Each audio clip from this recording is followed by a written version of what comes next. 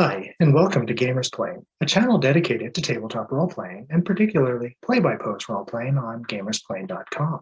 In this segment, Player versus Player, I'll interview users from GamersPlane in order to find out how we all use the service differently, and hopefully we can learn from each other and improve our own games.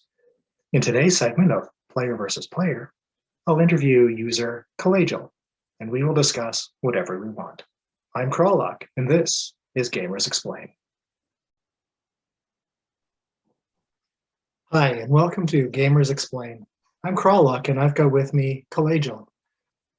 Today we're going to talk about GamersPlane and our own experiences. And you and I have been gaming together off and on for years, I guess. I don't even know when we would have started together. Yeah, I don't remember when we started playing together. I guess we joined. Was it my expedition to Castle Ravenloft that I translated to Pathfinder? Yeah, maybe. That's probably that game we started playing together. Yeah. So, I mentioned in the last segment. I think I mentioned that I started gaming back in '81. When did you start? When did you get first introduced to tabletop role playing? For me, it probably was more like in the early '90s.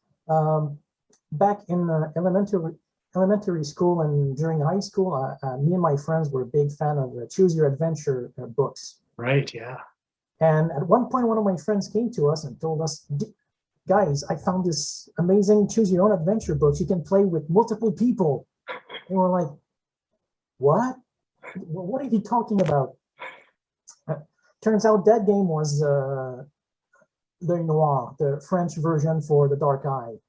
Okay. And I'm not even going to try to pronounce that in German. So we started playing with that. Eventually, one of my friends got the basic set and the basic box and expert box for D&D, the red box and the blue one. Eventually, we found Marvel Superheroes, the Facelift edition. And we played another game that was Tabletop. I'm sorry, I don't know if there's an English version of that game, however, so I can't really risk myself translating the title.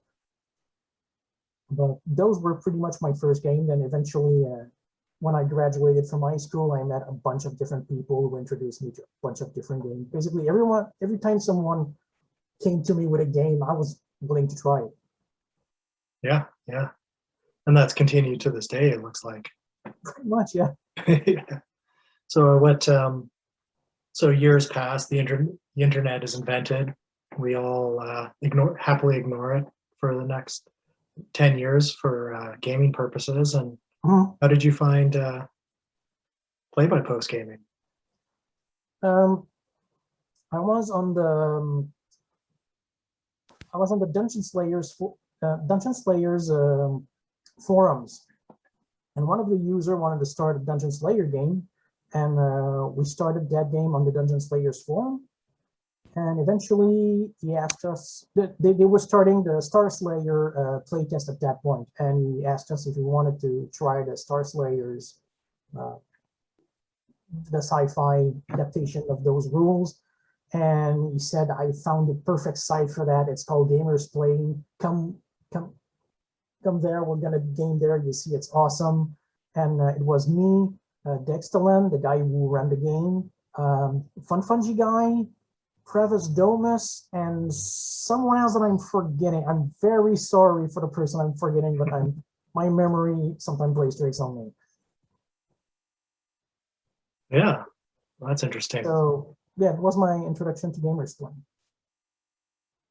Yeah, I see sometimes you see people with an interest check, or they'll just show up and they'll make an account and 5 other people will join and they'll just play like a game. It's like a bunch of friends. They brought their friend from somewhere else. Yeah. And then other people, like when I found it, I was looking for an online experience. I wasn't too happy with playing on Roll20.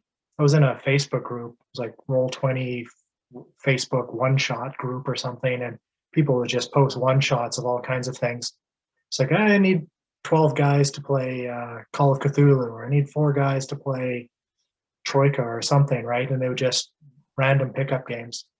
But playing live is kind of like playing live, where you need to dedicate 4 hours of your time in one chunk, and I just wasn't really happy with that. So yeah.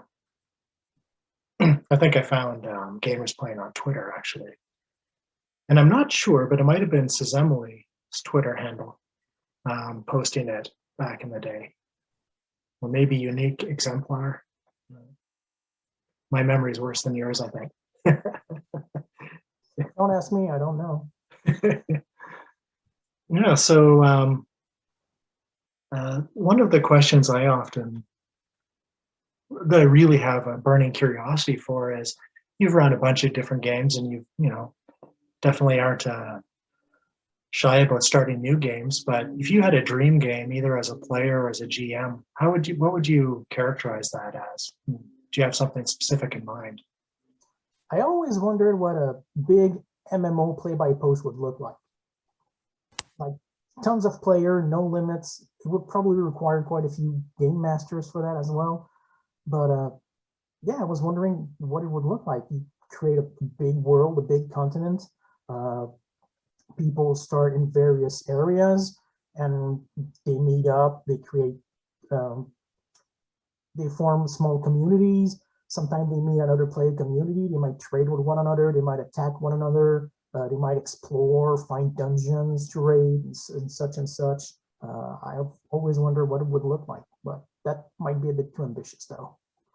Yeah, I know that there's this Western Marches style game that I think people have tried a couple times, and I'm not certain. I didn't participate, so I'm not sure how well they went off. But I didn't participate either, but it looked like it ran off for quite a while. yeah, oh, interesting.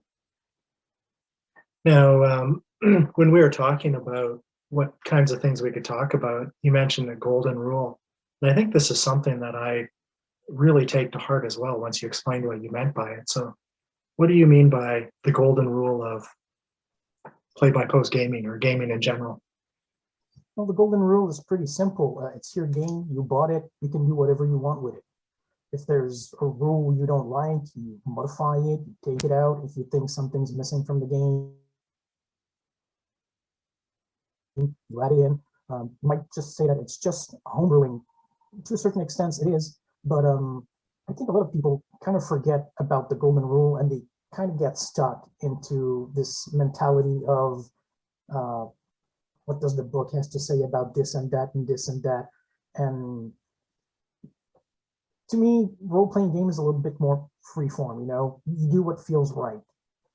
Yeah, and you see that with when you have access to game designers, like some of the Wizards of the Coast guys are quite accessible on Twitter, and so if you're not really sure what a certain rule was meant to intend, you could just, how does this rule supposed to work? And people will tweet them, and they'll get the answer, and then they'll post, it's like, well, Jeremy Crawford says this is what their intention was, and that's great, but at the table, when you're just going hard, like, you should really not pick up the books if you can, right? Just make up a rule, go along with it. If the rule doesn't work, you can change it later. The game master makes a ruling, and you go with that, and you say, okay, during the week, we're going to look at the book, say what it actually said, and we can correct it next week. Yeah. Yeah, like in the last interview, I mentioned running the Savage Worlds games using Blue Rose. Now, a savvy watcher might say, well, hey, wait, Blue Rose was a D20 system, and then it was upgraded to the Adventure Game Engine by Green Ronin. Neither of those are Savage Worlds, but that golden rule is like, I wanted the Blue Rose setting, but I wanted to use the Savage Worlds rule set, so just mash them together, make it up. It's our game. We do what we want, right? Yeah. I'm not familiar with either of those rule set, but yeah, if you find something interesting in one system and you think you can adapt it to another system, Yeah, sure. Go ahead. Go crazy. Yeah. That's your game. Yeah. Yeah. Now, one of the things two of the things I find you famous for, I guess, is your dad jokes on Discord. And but the other is you maintain this fairly exhaustive list of game books and game systems that are available free online. There's without resorting to piracy, and not just SRDs for the big games, but other games that are just completely open source. And what kind of prompted you to um, compile such a list and go through all those various low-cost systems? There are a variety of reasons for that. One of the reasons I started that is because I wanted to help people on a budget. Those role-playing game books, they can get costly sometime. Dungeons and Dragons, they cost like what, 40, 50 bucks? Yeah. So I want to give people a cheaper alternative. Sometimes they're free, sometimes they're cheap. I started looking on the net for free alternatives, for cheap alternatives, and it's pretty surprising the amount of stuff you can find when you know where to look. And there's a variety of plays that can help you get a lot of stuff for relatively cheap, like Humble Indie Bundle or Bundle of Holding. Yeah. Drive-through RPG, even if you go with print on demand, the books are relatively cheap. In fact, I want to show you something. Those are my Frontier Space book that I bought on Drive-through RPG, print on demand.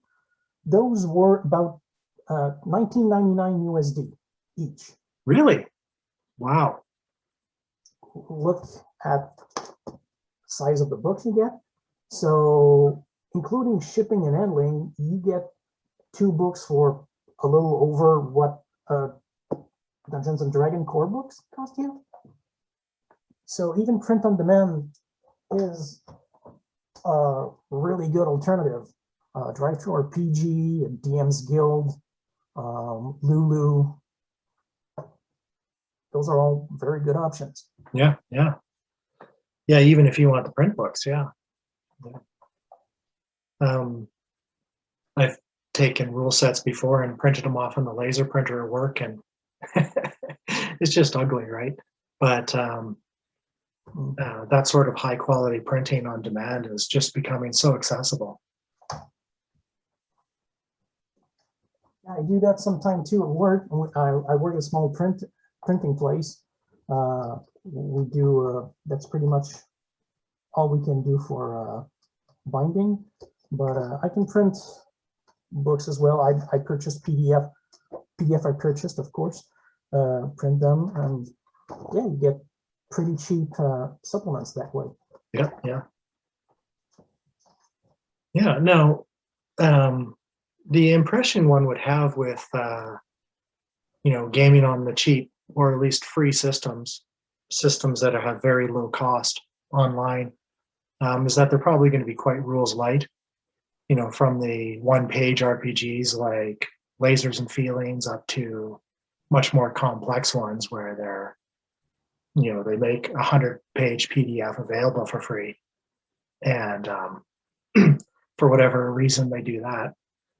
And do you find that those systems are better suited to play by post than, say, a more crunchy stack of rulebook system like D&D? Maybe it's too universal of a statement to make, but yeah, it really depends on the system. You have so many games available out there for free. It's really difficult to say that one statement applies universally to all of them. For sure, yeah. Yeah. You have something like Dungeon Slayers 4th Edition. I did started a game on Drive-through RPG before my external hard drive snafu from a couple of years ago. Worked very well. Yeah, I enjoyed it. It was I'm sure pretty solid. something also as simple as Warrior Roll Mage would work perfectly well on Drive-Thru RPG, Gamers Plane. It really depends on the system. Now, one of the advantage I find with play by post is that um, PDFs themselves are quite usable on a tablet, on a decent tablet or a laptop. And Or even a smartphone if you have one. yeah, my Samsung Galaxy is just large enough that I can, pinch and expand and read. And I do almost all my gaming on my phone, and which is a little bit probably explains all the typos if you're in any of my games.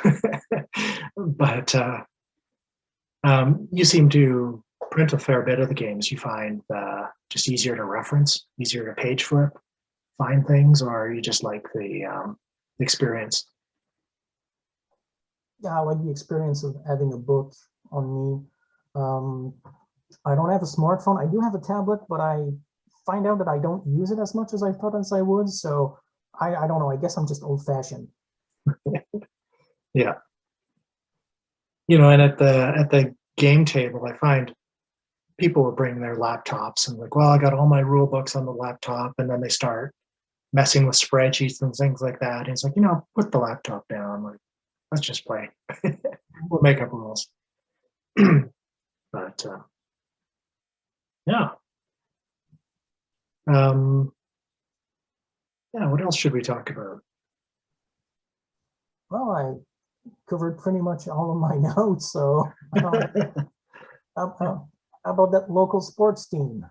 Yeah, actually, there's a question. I wrote down some questions I was going to ask people about just general things I'd like to know. I'm just going to pull that up here. Do you watch sports? No, I don't. I don't watch sports. I'm not a big sports guy.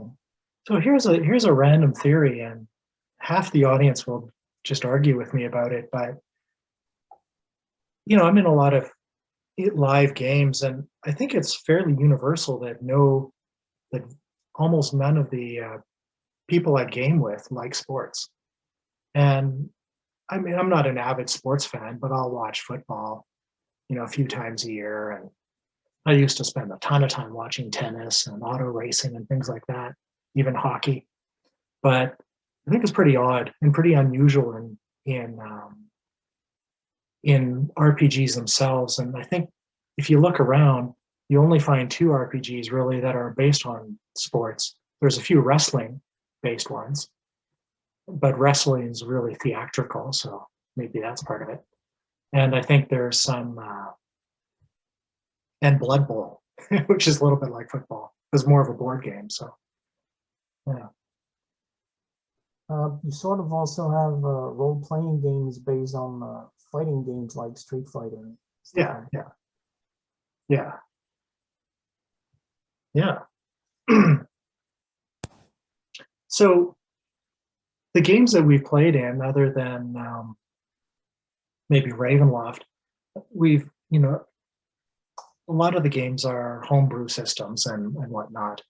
And have you had any experience in running games or playing in games in huge intellectual property universes like Star Wars or Lord of the Rings? The reason I ask is I've always had this uncomfortableness about, if you're playing Star Wars, at some point the players are going to go like, hey, we're playing pre-Battle of Yavin, let's go kill Darth Vader. Right? They want to interact with the mega plots or with the major characters, and I've never reconciled how to really manage that.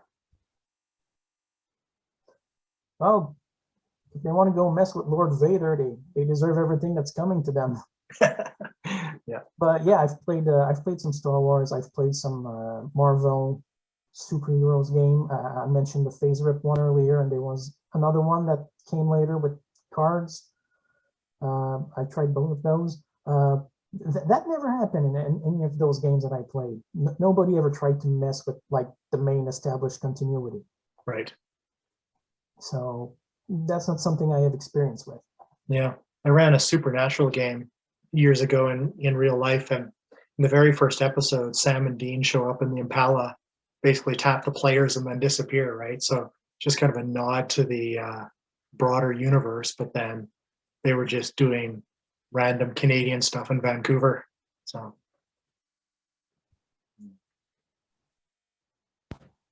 all right. Well, thank you very much for giving me your time today and putting a face to the name. Mm-hmm. And thanks for all the great gaming Bad jokes. Yeah, yeah. All right. Well, I'll just let it go there. Okay. All right. Thank you. Goodbye. Bye. Okay.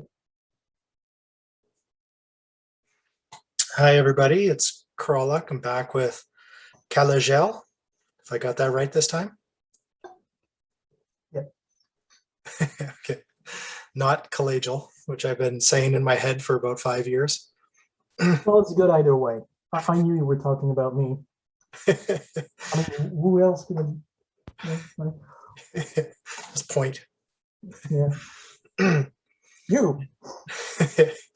Yeah. So our discussion on Sunday was a little short, so I thought we could probably expand on some of those topics that we talked about. Mm-hmm. Anyway, bonjour, hi, ça va? Ça va très bien. Yeah, excellent. Yesterday you got a COVID shot. How have you had any reactions at all, or Slight headache, but my arm is really hurting me. did you get the Pfizer or Moderna. Moderna? Oh, okay, I got AstraZeneca a month ago today, and next day I had a headache, and my arm was a little bit sore, but not for very much. Not me, it's really hurting. I don't know what happened, but it's really sore. Yeah, and that's pretty common, I think. Especially if you and me, like, we're probably quite sedentary and we don't move our arms and muscles around very much. Don't really know. No. Yeah. I should do something about that. Yeah. Um, the one of the things that we were talking about last time was printing off PDFs and having them bound locally or through Lulu or at drive-through RPGs print on demand service. And you had indicated afterwards that sometimes there's a little bit of a quality problem or something that Bear's talking about. Yeah, a lot of the time those a lot of the time those books you buy on print on demand, they just print the PDF. And not everybody understand that there's a difference between a PDF for screen and a PDF for print. And a lot of time, the PDF they end up printing as a book is the screen PDF. So one of the main issues you're going to find is that often a lot of the pictures are going to be blurry or pixelated. And the colors, when they're in color, the colors might be a little bit off because they're printing from RGB, I think subtractive color set to additive color set, no, CMY, RGB to CMYK. So the color might be a bit off.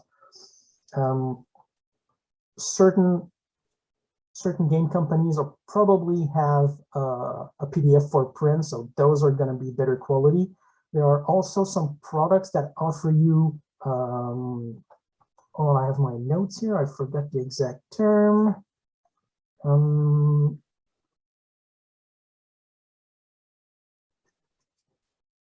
Some dead air. I'm not finding it. I think some of them have like a premium version you can print. They cost a lot more of money though. I haven't tried those, so I can't really tell you if they're really worth it though. Right. So other than the premium versions, is there a way to tell on drive-through RPG or another retailer site if they're going to print from a copy that's intended for printing? I guess you can always ask a question. I guess you can always ask the question on drive-through RPG. every product you can buy, there's often a discussion thread at the bottom. Yeah. So I guess you can always ask your question there. Is it going to be like the screen PDF or the print PDF? I never occurred to me to actually ask that question, but honestly, I don't really care either way. Even if the pictures are blurry or pixelated, you can run your game with those just fine. Yeah, yeah, yeah. Yeah. As far as other issues, I've been relatively lucky. I've had about 20 or so books I had on print on demand, and I think I've had about three minor issues. The first one here was Barbarian. I guess something happened during the perfect bind process. There was a little bit more glue, like you probably put a little bit too much glue, and I don't know if my camera's going to pick that up, but you can probably see. Yeah, a little bit, yeah. Yeah, there's it doesn't really prevent the book from closing. As you can see, it closes very well, so I haven't returned it. I don't really care. Vagabonds of the Fed, I had another little glue issue, whatever they used to make the hardback. Again, I guess there was a little bit more glue because it stuck to the last page. I just unstuck the last page and it was fine. And the last issue were the Frontier Space books I showed you last time. I noticed that the corner were a little bit crunched up. I thought they were damaged by shipping, but when I looked at them closer, whatever paper they used to print the cover and glue it on the cardboard, I think it was a little bit too thick. And when they tried to bend it to finish the cover, that's when bad stuff happened. But again, aside from those little minor issues, the books you get by print on demand are really good. They're fine. Yeah, I think I've only done two. One was a book for Changeling the Lost, and it came back and it looked great. I think it had the same corner issue that you're talking about, where the corner seemed a little thick. And the whole thing felt a little bit, the binding wasn't perfect, but it was completely adequate for what I wanted. And I mean, the book looks great. The other one was a book for a RPG called Diaspora, which is a not quite Fudge and not quite Fate, but something in the middle, a version of a sci-fi. I think I have that PDF somewhere. Yeah, I haven't looked at it yet. yeah. And so I got it, and it looks kind of like a university textbook. I got it through Lulu, but the book was, pristine. So yeah. Another question we had when we were kind of talking offline was that there's some issues you have being a French Canadian, or rather non-English native tongue, in that game companies, and I think your comment was that Quebec-based game companies seem to have a really hard time remaining in business. Yeah, there's been some attempt for French-Canadian role-playing games. Just a minute.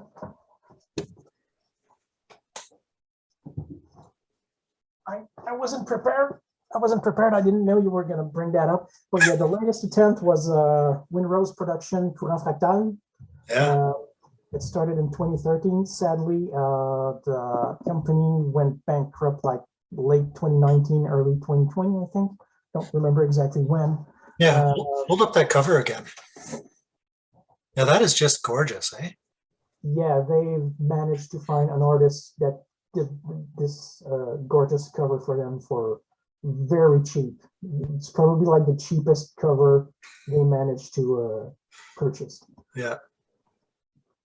But yeah, gaming companies in Quebec really have a hard time because the market is simply too small. There's 8 million French Canadian in Quebec. So for a gaming company, unless you want to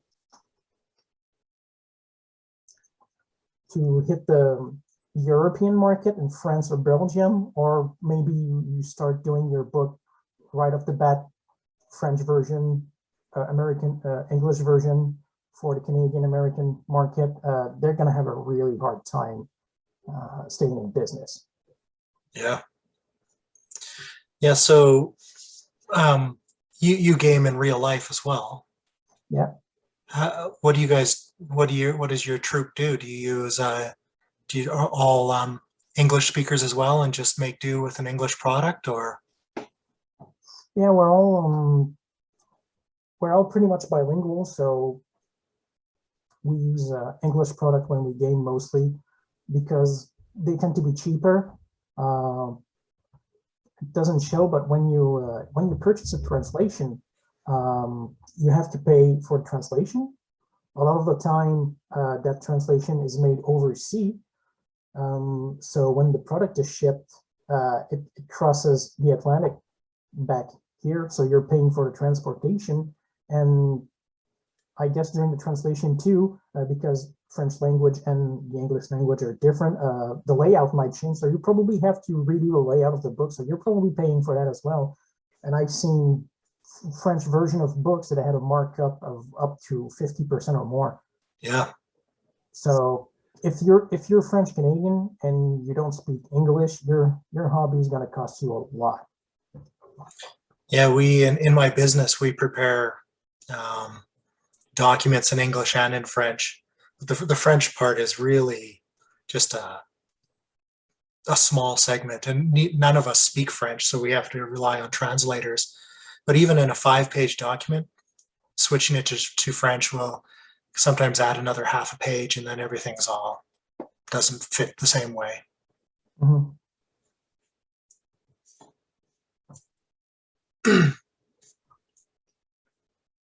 Yeah. So, what other obstacles do you think you run across from not having access to RPGs in French?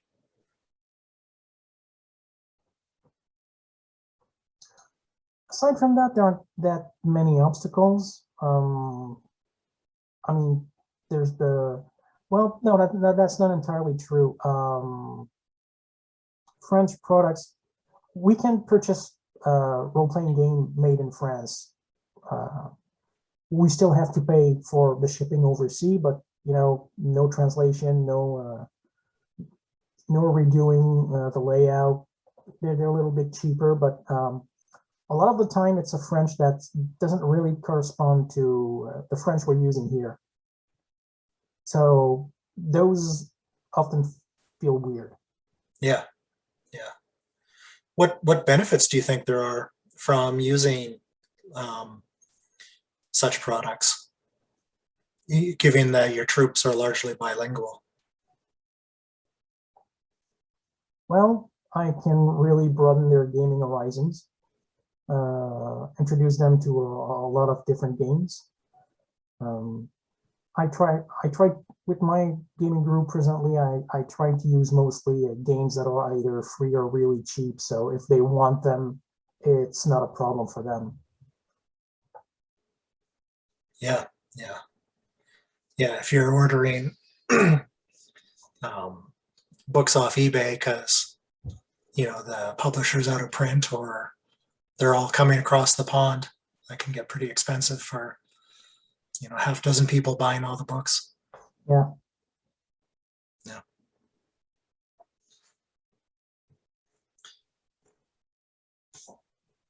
Yeah. So what else were we talking about offline? We were Well, I kind of cut the whole thing about the golden rule a little bit short, because what I really wanted to say is that a lot of the time the golden rules, we consider this like an unspoken rule, like an unwritten rule of the role-playing game. It's your game, you bought it, you do whatever you want with it. But a lot of game actually have this rule written in the book, and it's usually at the very introduction of it's usually part of the introduction, or somewhere between the introduction and the whole, what is a role-playing game? What are those little funny dice for? Sort of thing. So a lot of books have this rule written in them, and when people go back and read the rule, well, they don't usually go back all the way to the beginning of the book, because how many times do you reread the introduction of a book you've already purchased? Or if you purchase a new game, a lot of people might be tempted to skip the introduction and what is a role-playing game section, because they've read this sort of things over and over again, and they already know, and they skip straight to the rule. How do I play this new game? So it's a rule that I feel might starting to be forgotten by many people, and I think it kind of hampers the hobby a bit, hampers the playing style. And the golden rule doesn't simply apply to the rules that are written in the book. It applies to your setting, to your campaign setting, to your world. So, for example, if I take Wizards of the Coast that recently made a big change with the races, one of the main things that came out is you can now have good aligned orcs and good aligned kobolds. That's great. That's great. That adds a lot more role-playing opportunity. But with the golden rules, the golden rule that was always a possibility. Yeah. Even back in the day of AD&D, when the monster manual said orc, alignment, always chaotic evil, that wasn't the case. You could have good aligned orcs even back then. So yeah, a friend of mine about 20 years ago, his GM philosophy was always, he called it trees are pink. That was how he described it. He's like, you know what? I'm the game master. If I tell you all the trees are pink, then that's the way it is, right?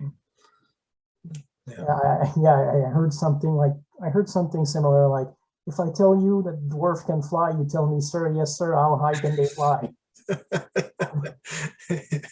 Yeah.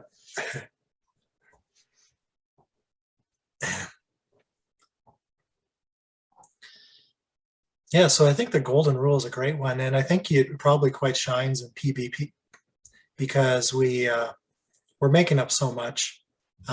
Some people do run just, Curse of Strahd or some other pre-canned adventure module, and they just run it straight out of the book, and that's great because it's they're pretty good products.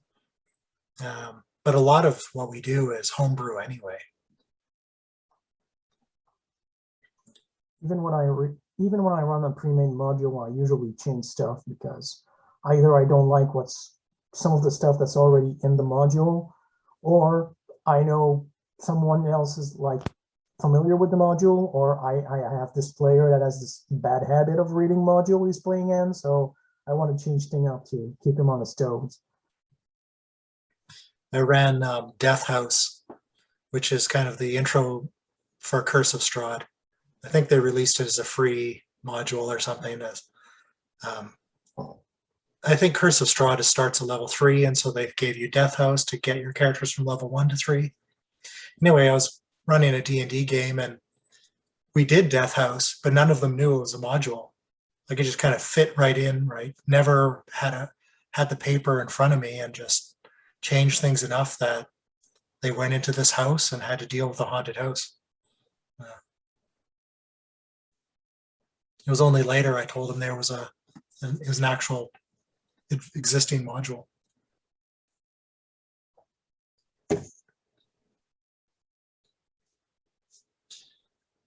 Yeah, there was something similar with the 3.5 version of the adventure Expedition to Castle Ravenloft. They had a web enhancement adventure they had for it. It wasn't really to bring your character to the level 6 where you started, but it was more like another quest that you could have as part of Expedition to Castle Raven, and it fit so seamlessly in the adventure that my player never realized I basically sent them some sort of side quest. Yeah. Yeah.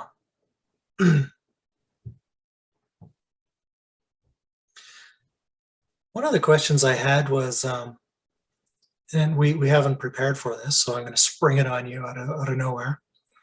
You'd been running a game of 5 Torches Deep, and Five Torches Deep, for anybody who isn't familiar, is kind of a stripped down version of the 5th edition D&D.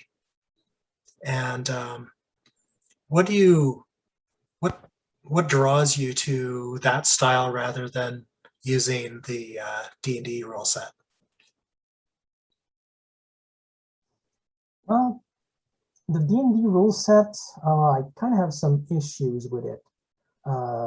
When I first bought it, I thought it was great. It was amazing. It was a bit of a return to more old school type play.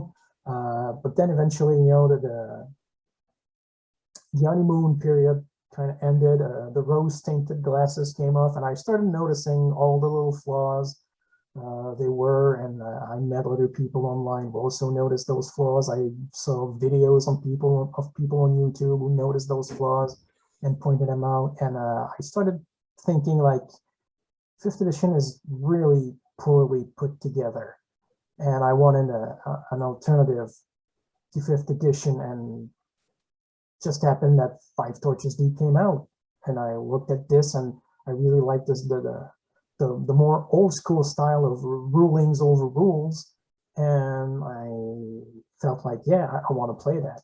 I want to play that over 5th edition, because I feel like it's so much better put together and at the fraction of the thickness of the book of 5th edition. Yeah, there's D&D's always had a lot of inconsistencies. I mean, back in AD&D, you rolling saves, you wanted to roll low or something, and rolling to hit, you wanted to roll high, and you're always players that weren't really playing it all the time were always, am I rolling high or rolling low? It's like, you're gonna roll the D20, it's gonna come out whatever it comes out to. You don't have to think about it. And then you have the THACO tables. Yeah. I could never remember those. You know what's funny? And so I played AD&D a lot in the 90s, and then I decided I am never playing Advanced Dungeons and Dragons again, period. Like, there's too many other games, and AD&D just bugged me in many different ways. So A lot of people think like that. 3rd edition came out, and I got pulled into a game, and I'm like, well, it's still... Anyway, I got pulled in. I'm like, okay, they've changed some stuff. I really like the feats. That was a good innovation. And then I decided to run a game for some friends, but they didn't want to buy 3.0. So I said, well, we'll just play AD&D, but I'm going to make some house rules. For example, instead of your armor class going from 10 play down. AD&D. Surprise, it's 3rd edition. Yeah. So instead of your armor class going from 10 down, we'll just invert it. It's 10 up. And then, instead of a THACO table, we're going to give you a base attack bonus. So if your THACO is 19, that equates to a +1. And so I'm like, oh, these are really great. Did you think of this? I'm like, after we ran the game, and it was just great, right? It just worked so much better. And I'm like, no, this is 3rd edition. And they went out and they bought all the books.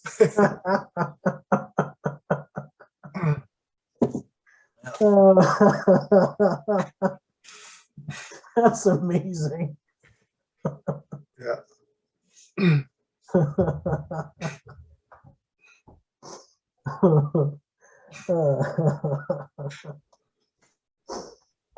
But don't get me started laughing. I have trouble stopping myself sometimes.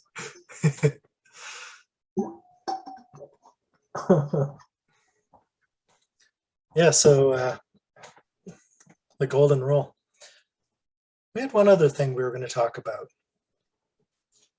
Oh, let me check my notes quickly.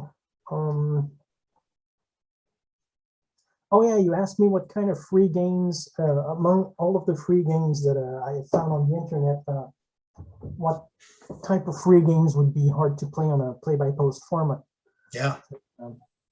I think I found one, or at least some sort of a subgenre of game. Those games where you have to roll a certain amount of successes on dice. Like you roll a certain amount of d6s and you have to either roll a 6 or a 5-6 or a 4-5-6, depending on the system. And basically every time you roll your dice, you make a post, you almost have to edit your post to tell, okay, I have that many systems. And probably the worst of the bunch I could think of is Atomic Highway. Oh, And Atomic Highway, basically, you have a pool of, depending on the action you make, you're going to use a certain attribute. You're going to roll a number of six-sided dice based on this attribute, and you need to roll sixes on your dice.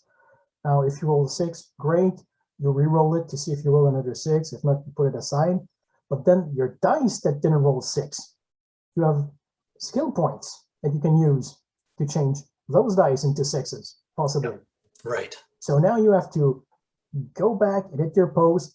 Let's say, I don't know, you roll a skill, you make a skill, you have to roll 3 dice on it. You roll a 6, fine, you re-roll it, it's a 4. Put it aside, you have 1 success, then you look at your other dice, you have a 3 and a 5. You have 2 skill points. You can pick one of those skill points, change your 5 into a 6. Now you have 2 successes. You can't do anything with your 3, so the last skill point is lost. And then you have to go back, edit your post, and tell you, okay, I use my skill point to change my 5 into a 6. I now have 2 successes, and basically every post is going to be like that. Yeah. Yeah, there's a number of games where there's a negotiation with the game master too, where you you post, and then the game master has to come back and has to give you feedback on your system, or maybe the the opponent rolls an opposed check, and then you can do something to get to respond to that opposed check. And so every time you go back and forth, you're adding like 12, 24 hours to the game. And where at the table, it can be quite seamless. And so like that Atomic Highway thing you talked about probably works great at the table. Yeah, I've tried it with my real life group at the table. It works well. Sure, you have to take a moment to do the calculation in your head, and it's slow at first because you're trying a new system, but eventually it gets faster and it works pretty well. And I even printed some play aid for my players, so they could place like their dice that roll whatever, and then there they could see, okay, I have this skill, I can up those dice, and it sped up things considerably as well. Yeah. But yeah, play by post format, you're looking at editing your post at least once, especially if you forget to check that little box reroll aces. Yeah. So that your 6s are rerolled automatically. If not, you have to go back and manually reroll your 6s. Then you have to come back and assign your skill points. Yeah, that system is not, and it's not exactly play by post friendly. Yeah, a similar issue is with the game. My favorite game is Feng Shui, and so in Feng Shui, you're like top of like world beaters. You're just the best in the world at something. Like you're a action movie star kind of level of competence. And so when you're fighting things, there's often a lot of them. Like if you're watching a Rambo movie, Rambo might be fighting 30 Russians, right? And they're all like shooting at him, and he's got a bow and arrow, and he's taking them all out one by one or in big groups, and that all makes sense in the movie somehow. But so in Feng Shui, it's meant to replicate that. There's a lot of mooks and they're acting individually. So one of the things they did to help game masters is they actually just printed a sheet, an 8x11 sheet, and you can just print it off on their website, and it has all the rolls. So it's just random rolls, and you can just cross them off as you use them. So but what I used to do is I take this chunk, this box of D6s, like 36 of them, and I just drop them all. And it's like, these are all individual attacks against the players, right? Go through, sort them out, and I had a way to do it pretty quickly, but then I just keep throwing mooks at them until I got bored. But yeah, the things like that just don't work as well in play by post because you got to roll, that many actions for all of the enemies.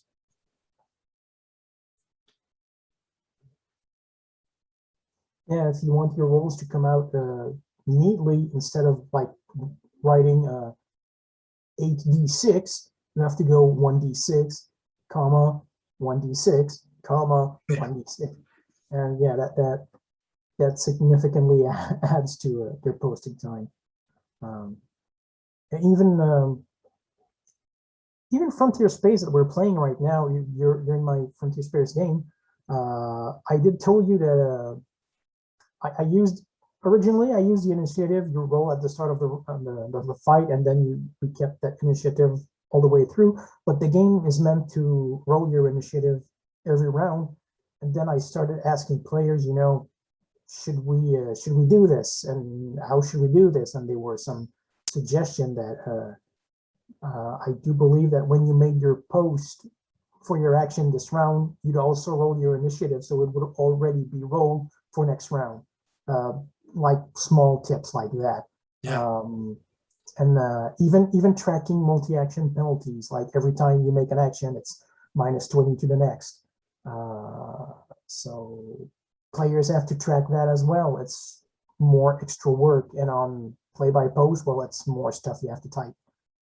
Yeah, and sometimes those things can be many days apart. Yeah. And so it's hard to remember it all. Unless you go back and reread the prior posts, which is actually quite easy. Yeah, but and like that little house rule idea of initiative is exactly the great point about the golden rule we were talking about. There's a slight problem, a slight technical issue in play-by-post, where because of the asynchronous play, where you're posting, then if you need the game master to respond, you're adding 12, 24, 48 hours to the length of the game because they might not be online soon. And so finding little ways to minimize those kinds of interactions are a great use of the golden rule. Oh, there you go. Golden rules. Golden rule. Great for play-by-post. Yeah, we circled back. Yeah. We come full circle. Yeah. I had a question from a viewer, and question for me? No, a viewer. Yeah, but it's a question for me. Yeah, well, it's for anybody, but I think you're a good topic. I was feeling special for a moment there. So, if you set up something like Expedition to Castle Ravenloft, there's an end in mind for the game, right? A pre-canned module has a beginning and an end. When we're doing something like Frontier Space, where you've set something up, you've got something in mind, and how do you differentiate between episodes?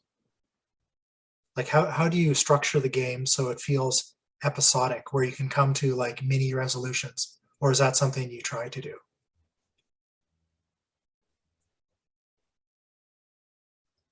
Well, for Frontier Space, I do have a series of modules in the way. And the adventure you're running right now, it's an adventure I've basically converted from another system. So, I mean, I guess each module have their own conclusion. But if I really want to string those as part of a greater campaign, yeah, I guess I could work like for a greater conclusion. Maybe insert some NPCs, recurring NPCs and current villains and recurring contacts that the player might meet. So yeah, that's totally doable.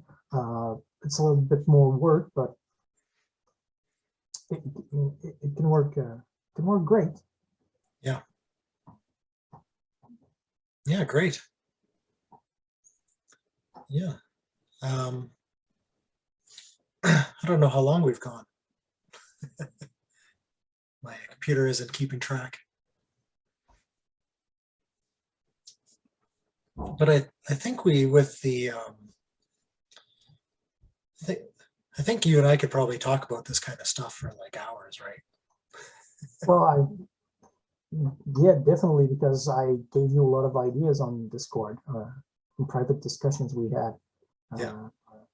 So I have a lot of ideas. I have a lot of things to talk about, and if you want to have me back on your show anytime, not a problem. Great. Well, definitely. We'll have you back, and I'm a little bit surprised at the reception we've gotten from this little idea. I know the first video is probably quite new, and people were watching it out of curiosity. This one will go up in a couple days, and I guess we'll see how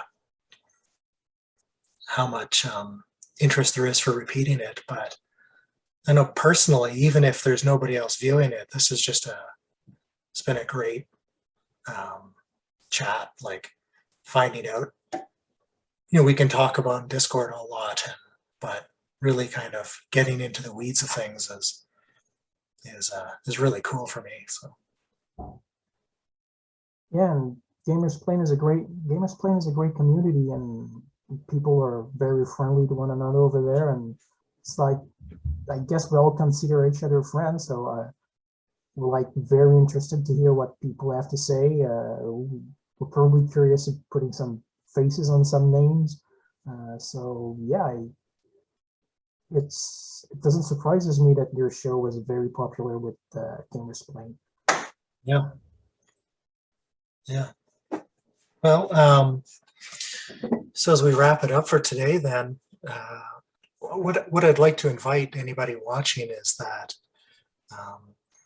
if you have any questions for people, or suggestions of people that I might interview, send me a private message, or on Discord, or on exPlane, and we will try and make it happen. One of the things I'm hoping to do in this series is that can have the interviews, but I'm also working on to some how-tos as well, and maybe those will work great as a conversation, or perhaps there's topics where we can get 3 or 4 people on and just roundtable a discussion. So send us your requests, and we'll try and make it happen. In some shows, we'll have an interview segment followed by other things added on, like a Q&A or viewer mail at the end. And so thanks for everybody for participating in advance. And thank you, Kalajel, for giving us a second go. My pleasure. All right, well, good night.